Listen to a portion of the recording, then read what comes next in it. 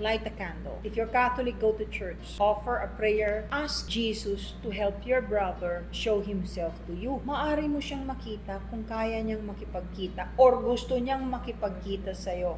Nobody and nothing can stop that if the permission is given. Ganun po yan. Kasi iba yung nakikitang kaluluwa ng minamahal, iba rin po yung mga nagmumulto. Karamihan po ng multo, kasi magkaiba po yun. Yung mga multo, yung mga nandito sa lupa na hindi makapanik, masyadong attached sa mga material na bagay, nandito lang po yan.